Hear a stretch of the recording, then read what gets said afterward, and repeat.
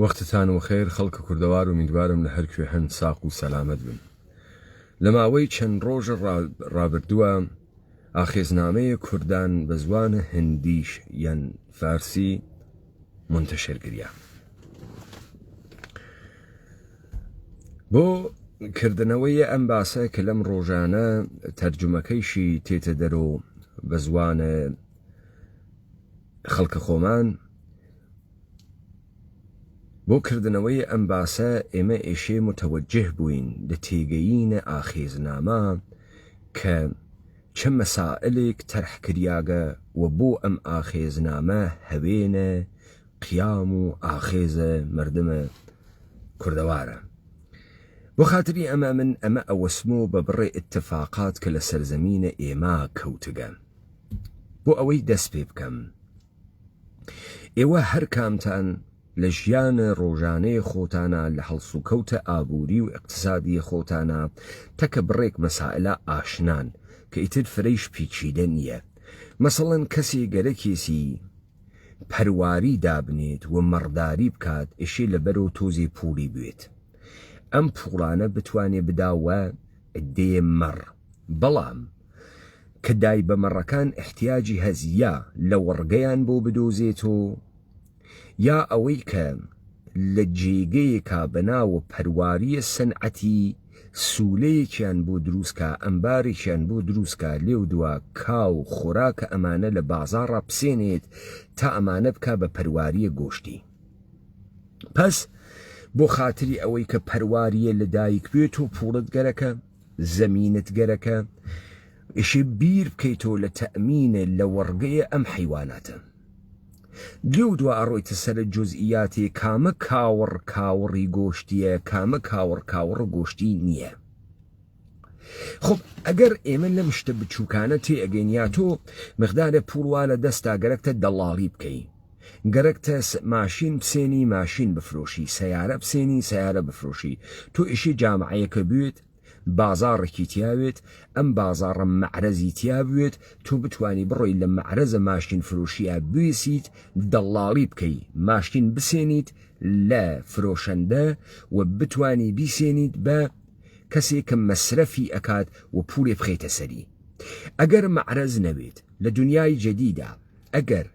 سایتگەلە گەورەیە ئاڵۆگۆڕکردنەوە و بازرگانی نەوێت، تۆ ناتوانی کارە ماشین بکەی، تۆ ناتوانیت سەیارە بسێنی و بفرۆشی. پس یەک سری زەمینەی گەرەکە تا ئەم بازاڕە بۆ تۆ دروست بوێت و ئەم شغڵە جەدیدە بۆ تۆ ئیمکان پەزیروێت. بۆ فرەیەک لە مەردەمە عادیە ئێمە لە ئاخێزنامە ئیمکانی هەسحاڵی نەوێت و نەزانێت ئەمە چییە کە ئەتوانێت و گەورەترین تا ئیستە مهمترین سەروەرانەترین مەستەرپیسە کوردیە لی تێناگا، دەلیلی ئەوەسە لە شەرایەت زەمان و مەکانێکتیا قەراری گرتگە حاڵی ناوێت. کاورا ئەزانێت بۆ پەرواری دروستکردن چی گەرەکە، نازانێت بۆ دروستکردنە دەوڵەتێ چ شتێ لازمە. بۆیە لە پڕێکا چاوی کردگەسۆ یا عێراقیە یا تورکیەیە یا ئێرانیە و پێشی و بێژیاگە کوردە قەومی ئیتنیکی بیری لە حیچێ نەکردگەسەوە. بۆیە لەم جامعی ئێمە هیچ مشتومڕێک لەگەڵە حاکمیەتە ناکرێ کە جددیوێت. مشتومڕەکان بووگەسۆ ئومورە عینیە وەکو دەرگیربوونە دوو لەش تەکە دوو مەئمورە حاکمیەتە، کەسێ تەکە نەفسە ئیدەیە ئینتزاعیە دەوڵەتە دەرناکەفێ. بۆ خاتری ئەمەی لەمە حاڵیمان بوێ، ئێمە گشتمان ئەزانین ئێمە واینە ناوە دنیایەکە زندگی ئەکەین کە دنیایەکی گلۆباڵە لە ژێرە نەزەرە قەوانینە بەینولمەلەلی، لە بەشە ئابووریە، لە بەشە سیاسیە ئیدارە ئەکرێ و حقوقیە ئیدارە ئەکرێ. بە سازمانە ملەلە متحد، بە بانکە جەهانی، بە ژاندارمهایەکی گەردن کۆڵفتی وەکو ئیالەتە متحدەیە ئەمریکا و بریتانیا و ئیتحادیە ئوروپا تەپیانداگە بەسەر ئەم دنیا. پس ئەم دنیا پێ ئێژن چی؟ پێ ئێژن دنیای نەئۆلیبراڵی بەڕەوایەتە سەرمایەداری. سوال ئەمەسە سوالە گەورە ئەمەسە ئەم سەرمایەداریە چۆن بەرم جەهانە حاکم بووگە چۆن توانی گەسی تەواوە ئەم گۆی زەمینە بگری تەمامە معەمما تەمامە پازڵەکەوە لە ناوەم پرسیارە تۆ بۆ خاتری ئەوەی لە گیژی و گەوجی دەربێی لە کارگەلێک کە بەسەر تۆ کریاگە دەربێی ئێشێ تەواوە ئەو شتانەی کە فێرتیان کردگە فەرامۆشیکەی بێی ئالەگرا بوێسیت تۆ دانەیە ئینسانی لە دنیای ئەمڕۆ گەرەکتە ژیان بکەی و ئەم ژیانی تۆ پێویستی بە ئەمنیەت هەست ئەمنیەتی تۆ بتوانین لە ناو جامعەیەکە نیازەکانە خۆت تەحقیق بکەیت و دروستیکەی و بەدەستیان بێری تەمامم مەطلب ئەمەسە ئیستە چۆن دنیای سەرمایەداری بەسەر ئەم گۆی زەمینە حاکم بوو تاریخی 400 ساڵە 450 ساڵە تۆ ئەم تاریخە 450 ساڵە بەڕەسیکەی بەفرەیەک نکات لە سەرزەمینە خۆتا پەیەوەی من وتم تۆ بۆ خاتریەوەی پەرواریە دابنێشی چیت بوێ ئێشێ پۆڵە بوێ یا ئێعتبارە بوێت بیر لەوە بکەیت تۆ کامە کاوەڕ بسێنی کە بە دەردە پەرواری ئەخوا بیر لەوە بکەیت تۆ خۆراکەکەی لەکوێوێ ئەیوەیتە شاخ و چیا و ئەمانە یا ئەیخەیتە ناوە پەچەگەلێک بە ناوە سوولە لەوێ خۆراک و لەوەڕیان بۆ لە بازاڕە ئەسێنی کامیان تۆ لەمانە بیر نەکەی تۆ ناتوانانی پەرواریە دابنی پێت ناکرێ سوال سەرمایەداری چییە؟ ئایا ئەمە زانین سەرمایەداری چییە؟ ئێمە لای خۆمان فکرەکەین هەر کەسێ کرێکارە ئەمە پێژن پڕۆلەتەر نە ئەمە پڕۆلەتەر نییە بۆ چون لە توو لە تاریخە حەماڵ و گەچکار و بەنای ساختمان و کڵاشکەر و ئەمانە گشتی مەوجود بووگە بەڵام بەو دەورانە نایژن سەرمایەداری ئێمە فکرەکەین هەر ئەنتەرێ $100,000 پوڵی هەست ئەڕوا چوار کرێکار لە دەورە مەیانە تێرێت خانوویەکی بۆ دروستکەن ئەمە سەرمایەدارە ئەوانیش کرێکارن ئەچەوسێنەوە بەدەسە ئەمە دێ ئەمە وانیە تۆ زمانێک بە شتێک ئێژی مناسباتە سەرمایەداری هەڵس و کەوتە سەرمایەداری کە لە ناویە ئەرزشە ئەفزوودە بێتە دەرەوە منێ کە چووگم کرێکاریم کردگە مەعاشم گرتگە قەرزم کردگە بێم ماڵێ دروستکەم ئەڕۆم دوو کارگەر تێرم ئەم پوڵە سەرف ئەەکەم مەسرەفی ئەەکەم کە ماڵێکم بوێت سەرفی ئەەکەم و کرێکارێک کە تێت ئەم پوڵە لە من ئەسێنێت تا بڕوات نیازەکە سەرفی بکا بۆ نیازەکانە خۆی لەگرا دوو زەمانە کار لەگەڵ یەکتریە ئاڵوگۆڕکرێ کاڵێکی تەعەیون پەیاکردک بە شێوەیە پوڵ لە دەستی منە تەکە کارێکی زیندوو کە بەنایەک بۆم ئەکا لەگرا مناسبات سەرمایەداری بەرقەرار لەگرا سەرمایەداری نییە چون لە توو لە تاریخا کەسی وەکو من بووگە کە ماڵ دروست کات وە کرێکاریشی هاورگە کە ماڵی بۆ دروستکەن بەڵام ئێمە چون حاڵیمان نییە بەمە ئێژین مناسبات سەرمایەداری ئێمە فکرەکەین هەر کەسێ $1 ملیۆن پوڵی نووسوی بوێت سەرمایەدارە نەکاک ئەمە پوڵدارە سەرمایەدار نییە سەرمایەدار نییە ئەمە سەرمایەیەکی نییە کە لە گەردشە تەولیدکردنە ئەرزشە ئێزافاوی دائیمەن جا بۆ خاتری ئەوەی کە لەمە تێبگەین ئیستە با بپرسین جیهانە سەرمایەداری چۆن دروستەوی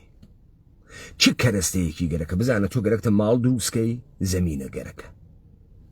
بناو گەرەکە بێت بۆتی کرێکارە گەرەکە بێت بۆی بنەکەی دەربێرێت خشتە گەرەکە بەردە گەرەکە چیمەنتۆ و سیمانە گەرەکە ڕێخە گەرەکە ماسە گەرەکە تەمامە ئەمانتە گەرەکە تا ئسکلێتە ساختمانێ بۆیتە سەرەوە ماڵێ بۆیتە سەرەوە تۆ بۆ خاتر دانانە دنیای سەرمایەداری چیت گەرەکە ئەمە سوالە گەورەیەکە ئەمە ئەو سوالە سەوایشی لە خۆتی بکەیت چون وەختی ئەم سوالتە لە خۆت کرد ئەو جار ئەفەهمی دەوڵەتە تورکیە کێس دەوڵەتە ئێران کێس دەوڵەتە عێراق کێس حکوومەتە حەلیمە کوردستان کێس تا تۆ ئەم سوالە لە خۆت نەکەی نازانێمانەکەین تۆ فکرەکەی ئەمە تەداومە مێژوویەکی دەوڵەتە تا ئیمپراتوری هایەکی داڕزیاک وەگا بە دەوڵەت میلەت وانیە و ئەمە کارە دەستگاهە ئیدئۆلۆژیە کە بۆ تۆ تەبیعی سازی کردگەسە و ئیدئۆلۆژی چت عادیە کاتۆ بۆ ئینسان هەروە ئەو کەسە خۆی ئێمەشە بزانین چی مانگەرەکە ئاخێزنامە خەریکە باسە چە مەراحلێکەکە تۆ باسە شەرایطە عینی ئەەکەی شتێکە ئەیوێنیت باسە شەرایطە عینی لە سەرمایەداریە کە مناسبات سەرمایەداری دروستکات باسە شەرایطێکە سەرمایەداری ئیشی بیوێت یەک تۆ بۆ خاترەوەی مناسبات سەرمایەداریت بێ ئێشێ بڕێ ئینسانت بوێت ئەم ئینسانە بێجگەل لە خۆی ولا لەشە خۆی هیچ کەرەستەیەکی بەرهەمهێنەری مەعاشی نەوێت یعنی نە زەمینی بوێت نە دەستگای بەرهەمهێنانەوەی بوێت نە سەرمایەی بوێت بەس خۆی بوێت ئێستا خۆی بە تەخەسوسی ئەم تەخەسوسە توانێ مێشکی وێت ئەم تەخەسوسە توانێ فەنی وێ لە دەستیاوێت ئەمە باراوە یعنی ئینسانێک کە هیچ ئەبزارە مەعیشەتیەک بێجگەل لە خۆی و تەخەسوسە خۆی نێ لە دەستیان دوو تەمامە ئەبزارە مەعیشەت لە جێگەیەکی ترۆ کۆکریاوێتەوە لە لای عیدەیەکی تراوێت وەکو زەمین وەکو دەستگای بەرهەمهێنان وەکو سەرمایە مەرحەلەی سێوەم هەبوونی بازاڕێکە کە تێیە بکرێت ئاڵوگۆڕی ئازادانەی بینە ئەو کاورایە بێ هەمە چیزە تەکە ئەم کاورایە هەمە چیزدارە اتفاق بکەوێت توێشی بازاڕ بێ تا مبادلە تا ئەکسچێنج سوورەت بگرێ تا ترانزەکشن سوورەت بگرێ پس بێ هەمە چیزدار بازار و لە کنارە ئەمە سەرمایەیەک کە تەولیدە ئەرزش ئەفزووداکە ئەمە شەرایطە عینیە ئەی شەرایطە ئیدئۆلۆژیکی سیاسی چییە بۆ خاتری ئەوەی کە ئەم نەزمە سیاسیە ئەم نەزمە بەجەهانە تەحمیل بێ شەرایطە ئیدئۆلۆژی و سیاسیشی گەرەکە تۆ ئێشێ ئیدئۆلۆژیت بوێت تا ئەم ئیدئۆلۆژیە شەرایط موجود بۆ مردم لە گوزەشتە سازیە کاکەیەکاوە لە ڕابردوو سازیە کاکەیەکە عادیەوە بکاتەوە مثال کرێکارێ پێی وایە وەختی کار ئەکا بۆ ساحێ و مەعمەلەکە حەقی هەست تەمام ئەم کارەی ئەو بووە چون ئەم کارەی ئەو هەنە خۆی نییە هەنە ئەوە ئەمە دەستگاهە ئیدئۆلۆژیک بە تۆی ئەکا ئازانم بەحسەکە فرست سەخت و من هەرچی سادەیەکەم وارە سەختەوێ بۆیەوە ولی خۆ باسە پەرواریم کرد امیدوارم لە باسە پەرواریا تێگەیون پس تو سوال ئێشی لە خۆت بکەی ئەم جەهانە چۆن بووگە بە سەرمایەداری خۆ ئەم سەرزەمینانی ئێمە کێ دەوڵەتیان تیا دروستەکە نەقشە دەوڵەت چییە دە ئیستا تۆ گەرەکتە سەرزەمینێک کە چاو پێ کەوتگە عیددەی ئینسان تیا ژیان ئەکەن و تەمەدونێکی خاصی خۆیان هەز و هەزاران ساڵە خەریکن ئەیوەنە بەرەوە ئیستا تۆ گەرەکتە نەزمێکی تازەی تیادا بنی ئیستا تۆ گەرەکتە حەپەلوشی کەبیری تێژێری چنگە خوێت ئیشی چی پێ بکەی ئیشی ئەم چوار مەرحەلە کە من وتم تیا بەرقەراریکەی ئەم چوار مەرحەلە کە من وتم تیا بەرقەراریکەی تۆ ئینسانگەلێکت هەست ئەم ئینسانگەلە خزمایەتیان هەست بەیەکۆ عشیرە و هۆز و خێڵیان هەست بەیەکۆ ئەمانە مالکیەتیان هەست بەسەر لە وەڕگەکانە بەسەر زەمینەکانە بەسەر مناتقێک لەم سەرزەمینە مالکیەتی جەمعیان هەست ئەمانە ئەتوانن مەعیشەتە خۆیان تەئمینکەن تۆ چیەکەی بەمانە ئەمانە بۆ تۆ دروست ناکرین چون تۆ نەهێزیت هەست نە قودرەتیت هەست تۆ شروعەکەی وردە نفوزەکەیت ئەم سەرزەمینە ئەوەڵین اتفاقێکە ئیکە ئەمەسە دەستگاهە ئیدئۆلۆژی بۆ تێریت هاوکاتە لەگەڵ هێنانەوەی بڕێک کالا کە ئیعتیاد تێرێ چا شەکەر توتون قاوە تەماکۆ تۆ بڕێک کالا تێری کە ئەم مردمە خۆیان نێسیان حەزیشی پێیەکەن معتادی ژەون پێی و دائیمەن هەن بە شوێنەوەی کە ئەمە لە تۆ تەهیەکەن و ئەمە کێ تەهیەکە تۆ تەهیەکەی تۆ کێی تۆ کۆمپانیگە لە گەورەیە نظامە جەدیدێکی کە خەریکە دەست پێیەکە بە ناو سەرمایەداری سەرزەمینە ئێمە دەنەبەرە تریاک، تەماکۆ، تووتون، شەکەر، چا، قاوە.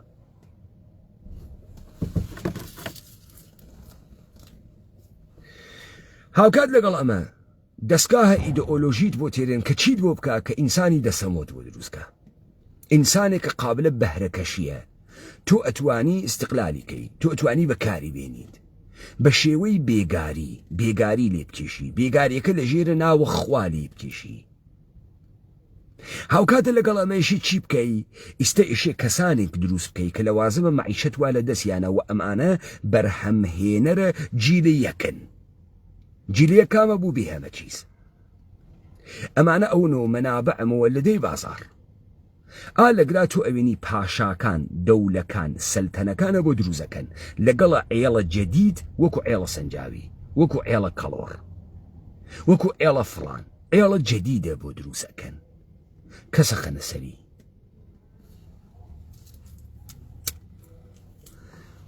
ئەمە دوو مەرحەلەی جێبەجێ بوو. مەرحەلەیە سەوەم کە ئێشە شەرایط سەرمایەداری دروستکە دروستکردنە بازاڕە تا بێ هەمە چیز بڕوا بۆ لای هەمە چیزدار تەکە یەکتریا معامڵەکەن.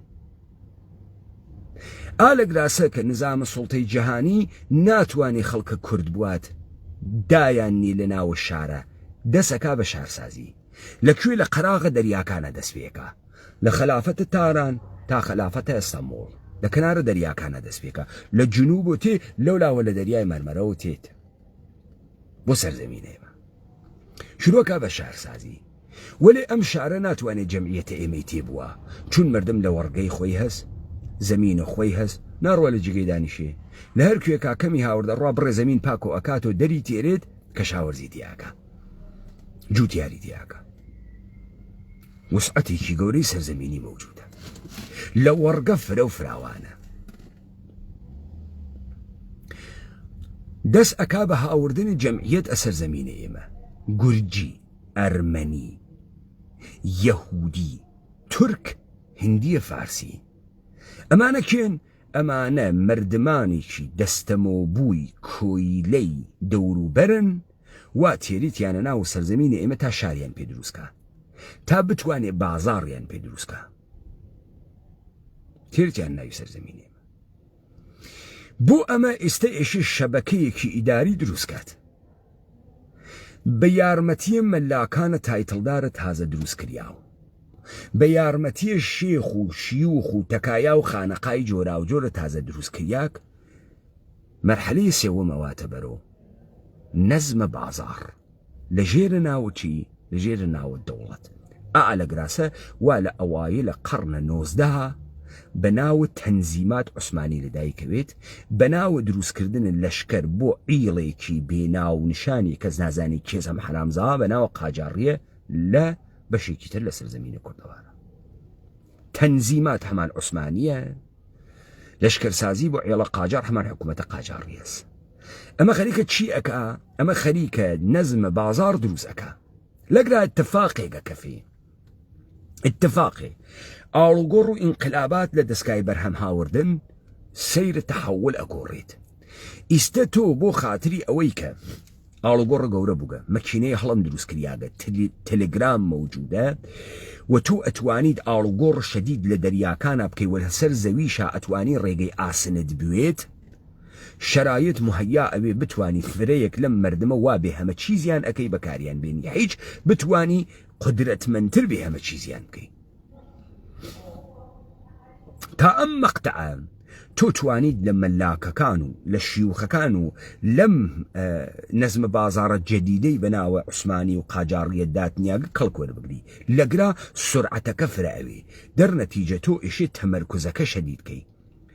بۆ ئەوەی کە تەمەرکوزەکە شەدیدکەی، خەڵکەکە زیاتر بێ هەمە چیزکەی، خەڵکێکی فرەتر بکەی، ئێستا پێویستت بە هێزە نظامی دەوڵەتە. ئێشێ تۆ هێزێکی نظامی مستەقلە لە دەسا بێ و کارە بتوانێ بکە.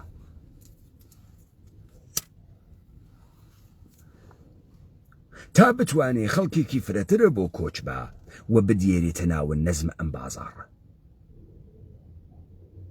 لەگراسە کە اتفاقاتە ساختگیە مەشروتە بەناوە ئینقلابە مەشروتە لە ئێران دەست پێکە، لە کۆرپۆریشنە ئێرانی دەست پێکە. بەنەمایشێکی جعلی. ئەمە گشتی خەریکە چی ئەکا؟ خەریکە مردمە ئێمە بێ هەمە چیز ئەکا تا هەمە چیزدارانێک بازاڕێکی تیا دروستکە بتوانن ئاڵ و گۆڕتەکە یەکتریا بکەن و پەیوەندیەکانیان لەسەر ئەساسە پوڵ بێت. سرعەتە ئەمە زیاترەوێ بە تەکنۆلۆژی.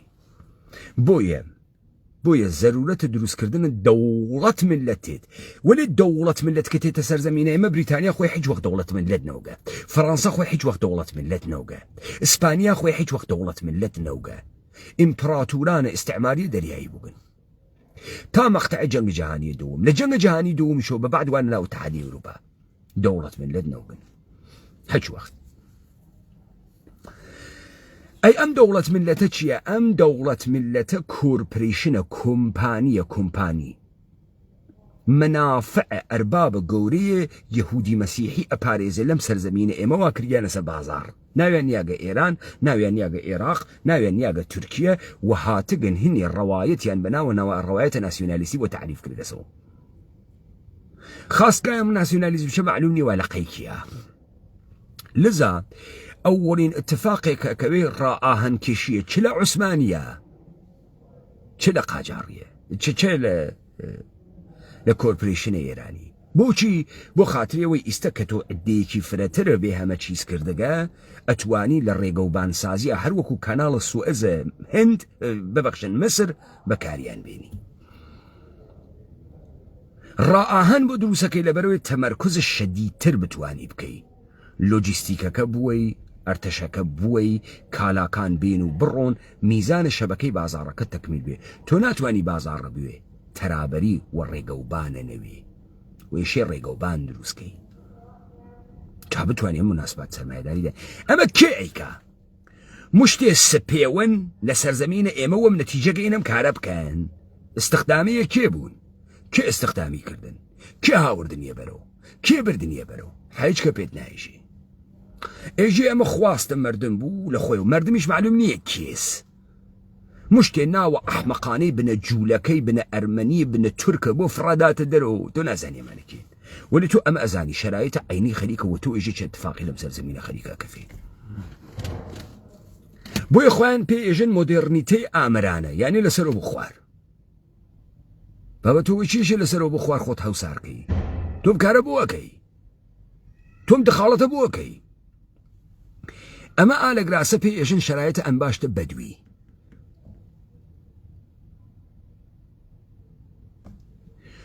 واتۆ بە هێزە حکوومەت، بە هێزە سیاسی، بە قانون، بە شەق خەڵکێ برسیەکەی، بە فاحشەگیان ئەکێشی، لە شێوەی تەولیدە خۆیان ئەیان خەی، لە مالکیەت ئەیان خەی، کۆچیان ئەدەی، برسیان ئەەکەی، بێشەخصیەت و بێهۆڤیەتیان ئەەکەی، بە ئیدئۆلۆژی سازی عادیەکەی تو بووی.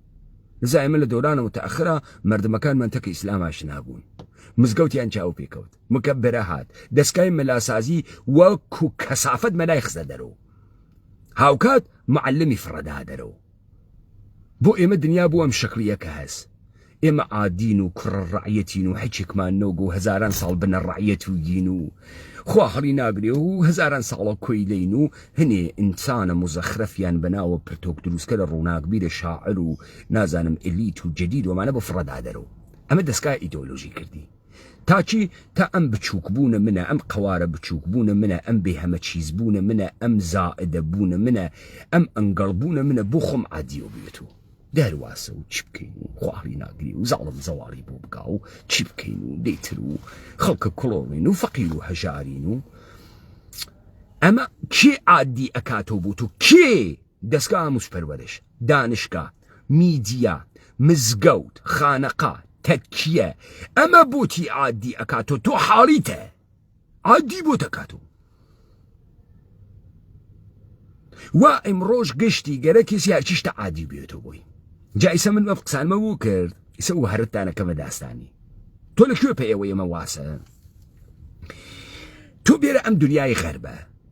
ئەحیانەن لەم دنیای غەربە مشتومڕ ئەکری لەسەرەوەی کە یاسا چییە؟ ئەوڵەن قانون یا یاسا جدیدەن بۆ ئێمە هات کە ئێمە هەر نەمانە ناسی، ئێمە پێمانەوت کەڵام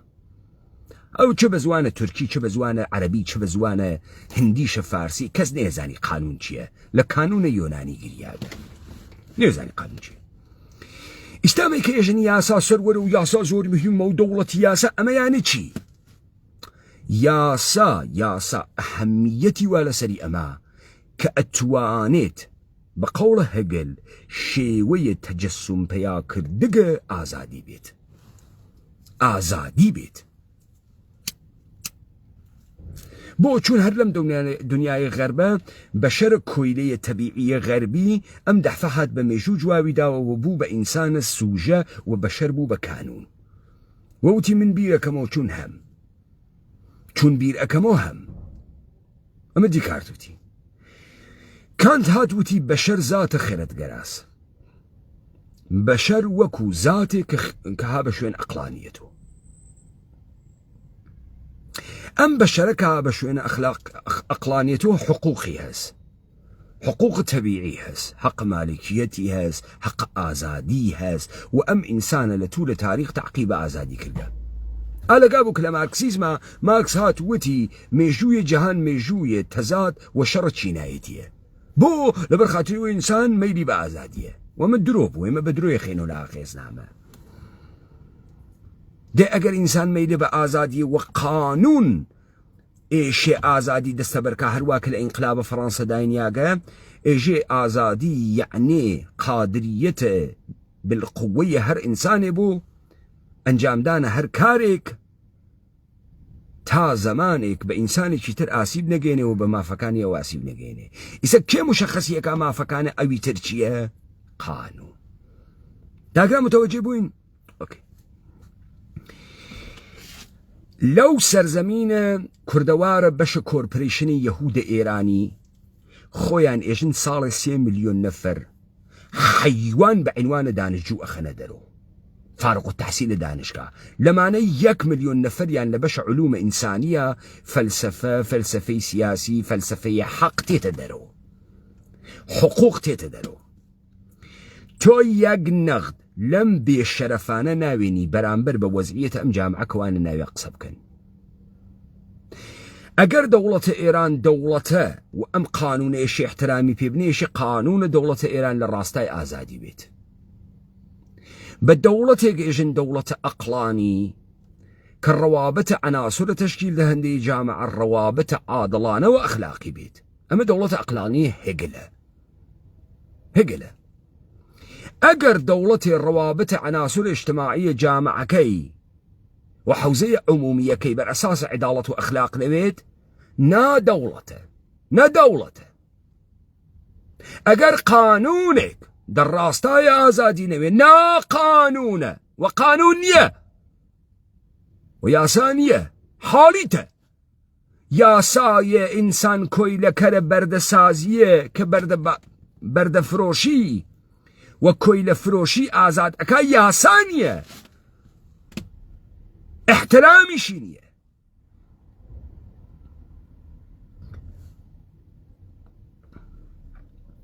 بەم دەسە لە ئبتدای کۆرپۆریشنە تورکی عێراقی ئێرانی تا بە ئیمڕۆ تۆ یاساد نییە وەلێ کۆمەڵە قەحبەی کوڕە قەحبە تۆ وادار ئەکەن احترام بەم یاسادا بنی کە یاسا نییە بەم دەوڵەتە کە دەوڵەت نییە دەوڵەتە ئێرانی ئیستە لە ئەوجە شەرایەتێکا کە لە بێهەمەچی سازی و هیچ و پوچ سازیە دائیمانە مەردمانە ئێمەیکا قانونێکی داگەسە دەرەوە تەحتە ناوە ماڵیاتە بەر دەرامەت ئەسەم بێ ئەوەی کە سەدحە ماڵیاتی مشەخەس کردوێت بێ ئەوەی کە ماڵیاتە بەردەرامەت ئەم دزە کوڕە دزە ئەژداد دزە بنە جوولەکەی یەهودیە بەم سەرزەمینە ئێمە یەک نەفەر لە بەرامبەریا بۆ ماڵیات ناوێسێت نەخدی کاتۆ هەر بە قوانینی لیبرالی نەخدی کاتۆ بە قوانین نظام سەرمایەداریم ڕۆ نەخدی کاتۆ جارێ تۆ تێ هەڵدریاک چۆن تێی سوودە هەر شغڵێک بەر ئەساسە شغڵەکەی خۆی حساوەکەی لە جێگەیەکە 50% دەسێنی لە جێگەیەکە 30% دەسێنی تۆ غەڵەتەکەی کاری واکەی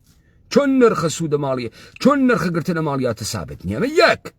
دوو تۆ چووکی لە بانە و مەریوانە خەریکی ماڵیات لە خەڵکی ئەسێنیت بەر ئەساسە گەردەشە ماڵی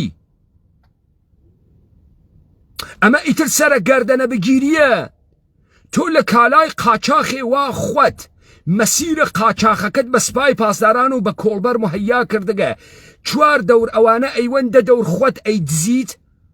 تحتناوە مبارزەتەکە کالای قاچاخە ماڵیاتە بەردووکانەکانە بانە و مەریوان دانیاگە بەرسەر کالای قاچاخ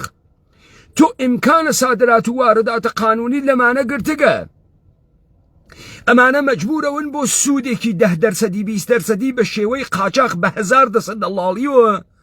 بە ڕێگەی کۆڵبەر بێرنی تۆ ئەدەی وەمریا ئەیدزی دەباری ئەوەی تا ئەو بارێ دەرەکە تێی لەسەر ئەم بارە بەرەساسە گەردشە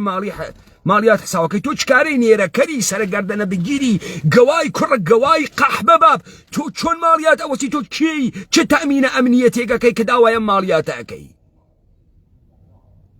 چه تەمینە ئەمنیەتێکەکەی تۆ کوا شرایطە قانونیت بۆ ئەمانە مهیا کردگە تا ئەمانە بازرگانیەکی سالم بکەن لە ژێرە ئەمنیەتە تووە و ئەم 30% سوودیانە مسەوگەر بێت و مشەمەر بێت و بڕوا تا ئەو کاورا لەدان ئەم ماڵیاتە بە تۆ زۆرینێ تۆ کەی ئەم کارتەکردگە نێرە کرد ئەمە چییە سەرگەردەنە بگیریە بنە یەهود چۆن لەم سەرزەمینە ئێمە یەکێ جواوە ئەمانە ناتۆ ماڵیاتی دانیاگە بەرسروەت بەرمستەقلات هاتو دوودانە ماڵە هەزیشی بێ ماڵیاتی بێت و قەڵەتە کرد چۆن لەم سەرزەمینە کەسی جواو ناتۆ بابە لەم سەدحە مەوەرە ئاخێزی مەیە وەکو ئێمە بنی دەرمێرە کە ئەمانە کۆرپۆریشنن هەر لەم سەدحە کاورای فاحەشە کە ئیدعاکەمە دەوڵەتە ئێرانیە دێ ئەمە چه فەخرێکی هەست دەوڵەتە ئێرانی ئەگەر تەعقیبە ئیدەیە ئازادی نەکات چه فەخرێکی هەست ئەم تەمەدونە بۆگەنە ئێرانی و تورکی و ئیسلامیە کەسیفە ئەگەر تەعقیبە ئازادی و عیداڵەت و ئەخلاق نەکات چه مەزیەتێکی هەست کە تۆ هەسە و چۆن تۆ تەکە یاساکانیان ڕوبەڕوو ناوی تۆ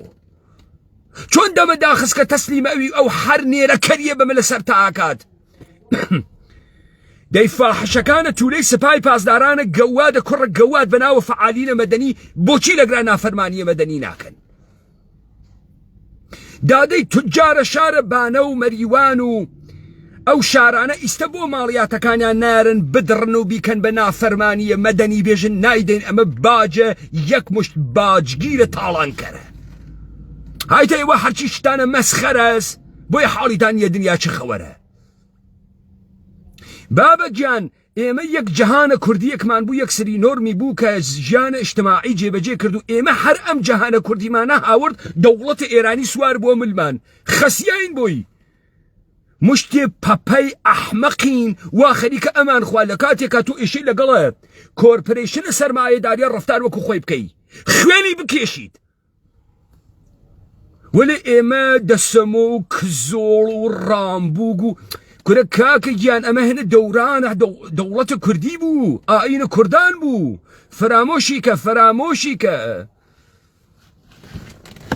فرامۆشی کە تەکە دەوڵەتە سەرمایەداریە تا بنە دەندان کەسیفە ئێشە دەرکەوی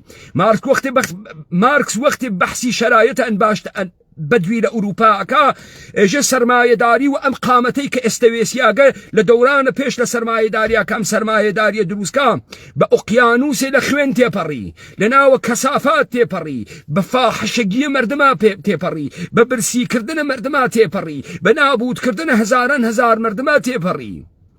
هەیکەلە گەوادە دەوڵەتە ئێرانی دەوڵەتە عێراقی دەوڵەتە تورکی وا ئیمڕۆ قامەتی لە مؤسساتە بەرجەستە کردەگەسۆ وا لە شناسنامەکەی سازمانە مەلەلە متحیدە بەرجەستە کردگەسۆ بەسەر لاشەی ملیۆن ئینسانە کوردیە لە برسیەتی لە فاحشەگی لە کزۆڵی لە بچووکبوونەوە لە حەسرەت لە ئاواتە مردوو بەسەر خوێنە ئەمانە ئەم دەوڵەتە کەسیفە بێشەرەفە ئێرانی تورکی عێراقیە بازی داگەوا ئیستە سەری قوت کردگەسۆ چۆن لەم سەرزەمینە کەسێ نییە جوابیان باتۆ تۆ چۆن هەروە لە خۆتۆ قانون تەسویبەکەی حیزە کوڕە حیز بەسەر ئەم مردمادای ئەنێ کەس دەنگ ناکە تۆ چکارەی تۆ ئالەگران نەفەهمی ئەمانە مشتێ باجگیرە بێشەرەفە سەرگەردەنە بگیرە خوێنە مردم ئەشیشەکەرە ئێمە بێ هەمە چیزە هیچ و پوچکەرن کەی ئەفامیت کەی ئەم تاوانەی ئێمە ئەیکێشین هەنە باوکە گەمژەکانمان بوو وا پاڵیان خستۆ بە دیار مەعاشە بوروکراسیە دەوڵەتە تازە تەسیسە ئێرانیە فرە خۆشە پۆڵە مەف دەخوێین ئێوەش ئیستا لەم حەیتەران بازیە سکوت بکەن تا 10 ساڵی تر بووین و پەتەیە ڕۆڵەکانتان بکەونە لەش فرۆشتن واژەن فرۆشتن و معقەد فرۆشتن سکوتکەن ئاخە بابەگیان حەقتانە هەرچی بەسەرتان بێت چۆن لە گرامشت و مڕ ناکرێت کاورا دەربێحترین حاڵەت بەناوە ئۆپۆزیسیۆن ئێژە مەنافع مردم ئێمە تەمین ناوێت چون ئێمە تەحریمین تەکە ئامریکا ارتباطمان نییە عالیترین مەنافع شارۆمەندانە هەر سەرزەمینێک زەهنیەتیانە وا لەوەتی دەوڵەتە گەوادە ئێرانی تورکی عێراقی هاتکە ئەقڵە ئێمە و زەهنیەتە ئێمە قوڵف کریاگە ئێمە دارتوین و ئێژە گوێز بیتە دەرەوە کاکە من دارتوم تۆ بۆ گەرەکتە من گوێز بەمە دەرەوە ناوەڵا گشتتان دار شێڵانە و دار قۆخ و دار هەنار و دار هەڵوجە گشتتان ئێشە گوێز بەنە دەرەوە بۆت نییە فکرکەیتۆ لذا ئێمە خۆمان ئاخێزنامە هەنێنینە کاورە خۆی تەڕەکە ئەرێ بۆ خۆ تەڕەکەی ئەحمەق دێ خۆ دەمە درێژە ئێژی مافم هەز مافر ڕەوام هەز بە شەرم تۆ ئەگەر بە شەروی باوەڕەکە ئینسان بە مەسابە هەزاتی خەرەتگەرا دارای حقوقەوە تەعقیبە ئازادی ئەکات ئەوەنە دەمە درێژە تۆ دەمە درێژە ناو بۆ خۆتە تەڕکردگە لە جێگەی خۆتە بۆ خۆتە تەڕکردگە ئیدئۆلۆژی زوڵم پێکردن دەمداکوتانە تۆ بچووکردنت تۆ بە قالۆنچە و پەز و حەیوان تەماشاکردن بۆ تۆ عادی کردگەسەوە لذا تۆ خۆت حەقیر ئەوێنی تۆ خۆت کاوەڕ و تێ هەڵدریاگ و سەرکوتکریاگ و پۆفیۆز ئەوێنی کە حاکمیت هەرچی بەسەرە تەرێشە بەسەرە بێرێت کێم کارەی کرد دەستگای تەکیۆخانەقا مزگەوت ئیسلام مەکاتبە فەلسەفیە شەرقی پۆستمۆدرنیزم دانشگا مەدرسە معلمە بێشەرەف مەلای گەوات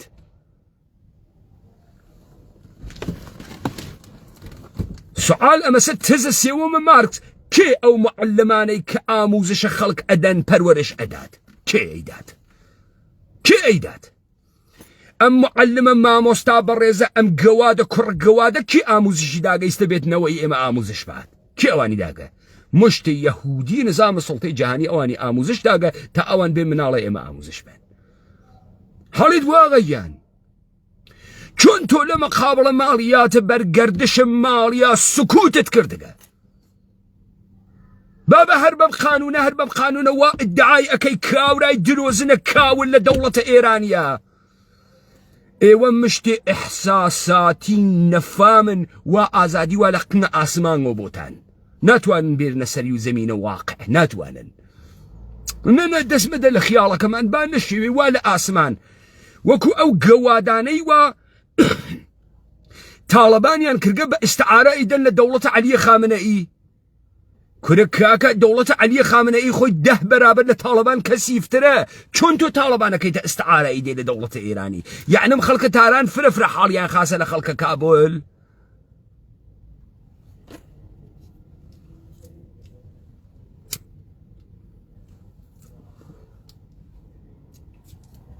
ئەمە کێ ئەیکا ئەمە دەستگاهە ئیدئۆلۆژی سازی ئەیکات لەسەر زەمینە ئێمە ئیسە سوالکەن کوا کۆمەڵەی پوفیوزت بێ دموکراتە بێشەرەفە پەکەکەیە فاحشەیە یەکێتیە گەوات وە پارتیە بێشەرەف ئیسە کوان ئیسە دەرمقابڵە قوانینە دەوڵەتە ئێرانی مەشیە قسەیان کردایە ها وڵاوە خۆمان یەک ئەخەین و بەڕاستی بیرەکەین و لە داهاتوی یەک بگرین و هێزە مستەقل لە پێشمەرگە دروستکەین و کورە بڕۆ حیزە کوڕە حیزە بێشەرەفە کوڕە بێشەرەف دەی تۆ ئالەگرای سەمەشیە حزورە بوایە یعنی چی ماڵیاتە بەرگەردە شماڵی یعنی چی سەرگەردەنەس چەتەگەریە چۆن تۆ هەروە ئەڕۆیتە دواوە ئەو سەنگەر بە سەنگەر لە تۆ فەتحەکات بەناوە قانونە ئاوا کە خەریکە من بەند دەکات کەسیفترین خەوفناکترین چەپەڵترین نەوعە تەرۆریزمە قانونی کە ئێمە 150 ساڵە بە تەرۆریزمە قانونیە دەوڵەتانە کۆرپەرێتیە ئێرانی تورکی عێراقی سووری نابود بووگین ئەمە تەرۆریزمە قانونیە حاڵیتە نەحاڵی نییە نەحاڵی نییە مەغزە نایکێشێت چۆن فاسد بووگی و فاسد کریاگی چۆن سکوتە کردگەیسە نیروهای ئۆپۆزیسیۆنە بێشەرەفە بەجێ ئەوەی بڕۆن داوای قاچە مامر بکەن لە خیابانە ئیستەمەشیە لە مقابڵە ئەم قانونە ماڵیاتە بەرگەردە شمالیە بوێسیانە هەر لە سەدح ئەم قانونەها من بنەڕەتی و ئینقلابی بەحسم نەکردها من لەسەر کوردیەت بەحسم نەکردها لەسەر قانون چۆنێتی ئێدارەکردن ئەم دەوڵەتە چۆن قسە ناکەن ئەی ئێوە چکارن کەڵەگای کوێن 24 ساعتە کێ پوڵتان پێدا نان ئەخۆن بێ شەرەفینە وا من ئیستە بەم ڕۆژی یەکشەمە لەسەر کارەوە مەجبور بووگم بێ بەناوی ماشینەکەم ئەم دیبەیتە بکەم ئەی تۆ خەریکە چیت مەچە گەوادە هجری عەبەلوسکەڵەی مهتەدی ئیبراهیمە بێشەرەفە عەلیزادە حەپە گەوادە ئۆجالان ئێوە خەریکە چین کەڵەگان سواری یەکتریاون لەو ئوردوگا فریا ناکەون لە مەعقەدە یەکتری ئەخبابە گیان حەدی هەز بێشەرەفی حەدی هەز کوان سفرە ڕاخەرەکانە شارەبانە کوان و ئەیان و برسیمانە سفرەیان ڕائەخست بە تەنها جێم مەهێڵە ئەم شەو زریان ئەم شێلێ و پێ لە قەمپیا کێشە و برا ڕۆ مردین دە ئیستە بۆ دەم ناکەیتەوە پۆفیوز و ماڵیاتی بەرگەردە شەماڵی دانیاگە بۆ 500 ملیۆن تومەنی بۆ هەنارگە بۆ دەم ناکەیتەوە ناوێری خاص خوستانی کێشاگە دەوڵەتی یەهودە ئێرانی بەچی وا ترسیان ئێوە بەچی وا ترسیان بەچی کریاگن بە پەز و مەڕ و ماڵات بێشەرەفینە من بۆ ئێشی احترامتان بۆ دانێم و ئێوە خۆتان بە خۆتان احترام دانانێن تۆ چیت ئینسان بە مەسابەه کۆیدەی ئینسان بە مەسابەه بەردەی ئینسان بە مەسابەه بزنی ئینسان بە مەسابەه قالۆنچەی چی تۆ چۆن سکوتەکەی ئەم سەرزەمینە حەد لەحزە بە لەحزە حەپەلوو شەکرێت ئاخێزنامەی کوردان وایەژی حاڵیت ناوێت چون ئینسانە ئەحمەقێکی حاڵی ناوێت وەگەرنە ئەساسە دەوڵەتە ئێرانی تورکی عێراقی سووری هەڵتەکاندگە و ئەربابە ئەمریکایی یەهودی مەسیحی ئینگلیزیان نابود ئەکا لەم سەرزەمینە و ئەمە گەورەترین مەستەرپیسێکە تا ئیستە بەم زوانانە دریاگەسە دەرو لەم سەرزەمینە حاڵیت بوو ئەمە اتفاقێکە وا ئەکەفێ و ئێوە حەیچێ ناوێنن ڕۆژنامە نەگارم تۆ ئەنتەرە فاحشەی کوڕە فاحشەی بێشەرەف کارە ڕۆژنامە نەگاری چییە پاراستنە حەوزەی ئازادیهای مردمە دە ئیستە کو ئەو ڕۆژنامانە حەملە بکەنە ئەم داستانە قانونە ماڵیاتە دەوڵەتە ئێرانیە ماڵیاتە بەرگەردەشە ماڵی پدەر سوختە ئەویش بە کالای قاچاخێ وا تۆ ئەیدەیتە بەرە فیشەک کاورایتە بەرە فیشەک لە هەر مەحمولەیەک چواری ئەگریت بعد تێنە ناو شارەبانە لە دوکانە گەوا باوکماڵیاتە وەسیتە قەی خەڵکی ئەی تو چکارەی تۆ ئەمنیەتە دروستکە تو کارت ئێشی تبق ئەمانە دانە ئەمنیەت وێت و ئیجاد شەبەکەیەکی ئازاد و ئەمن وێ بۆ تجارەت دێ ئازاد و ئەمنە تو خۆت ئەوەڵی چەتەی گەوا باوک لەوێ تو خۆت ئەساسن نائەمنیت تو خۆت یەکەم کاسبی لەوێ تو خۆت تەمام انحساراتە مبادڵەوە لە دەستە ڕۆژنامە نویسی واتیا و سەرزەمینە ڕووناکبیری واتیا حقوقدانی واتیا فیلسوفی واتیا مۆشتێ فاحشەی ئبنە فاحشەی تولە یەهودی گورجی مەسیحی ئەرمەنی تورکە هندی فارسی حاڵیت بوو ئەوە سە ئەو قیامە ناچارەن ئێشێ بێتە ناوی وا خێزنامەی کوردان باسە ئەوەکە قەرچەو بوویتەوە دەهاتی ئەرێ قەرچەو بوویتەوە دەهاتی وا تۆ فکرەکەی هەرچیەک لەم دنیای غەربە تەسویب بوو تۆ ئێشێ بڕۆی فۆرەن بیکەی بۆیە پارکە گشتیە سلێمانی بکەیتە جێگەی هاوڕەگەز خوازی وا تۆ نە ئەزانی یاسا چییە نە ئەزانی ئازادی چییە نە ئەزانی حقوق چییە نە ئەزانی شارۆمەندی چییە نە ئەزانی تعریفە دەوڵەت چییە نە ئەزانی ئیدەی دەوڵەت هیچ نازانیت ئەگە حاڵی نەوێت تا ببێت پێت پێشم وەختی وتم دەسەڵات نافەهمی یعنی چی دەوڵەت ئیدەس ئیدەیەکی ئینتزاعی ئەبستراکتە تعين پیا أكاد لكل كي انزمامي بناو كشورة لكامة مسيرة لما مسيرة دانة مفهومك كلية برابر ساز بناو السيتيزن شيبي يا شارو مندي بإنسانك حقيقي فردك حقيقي وكو من لتعينات وتكسرات تعيناته كتم أبريني لمؤسسات وقانونا تا لكل انزمامية كشورة دركفي أساس أما شبر أساس آزادي بيت كواتا أقريت وسرب بنتشق إنسان إنسان بمسابه موجود اتونومه ذات خردگرای دارای استقلاله كتعقيب آزادية بالفطرة والتمام حوزة اجتماعي وسياسية كي إشبر حوزة آزادي تعريف كريتو تيتو أما فهمي عنتر وقت الدموكراتية ما في الروين قال كرد ما في الروازاني لكويتيت لإنسان بمسابه ذات خردگراية كتعقيب آزادية ديتو أي كي قالون چه يا تو ترسياجي بوغتو بر قانون ماليات برگردش مالي قسناكي للدولة حيز يهود إيرانية لجير دس علي خامنئية بيتبار بريشية بأساس بخانوادا تدمناكي تو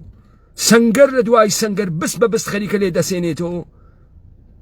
بهمه چيز سازي وهيچو پوچ سازي حتى الروات قولتر بيت بسه يتركاك بسه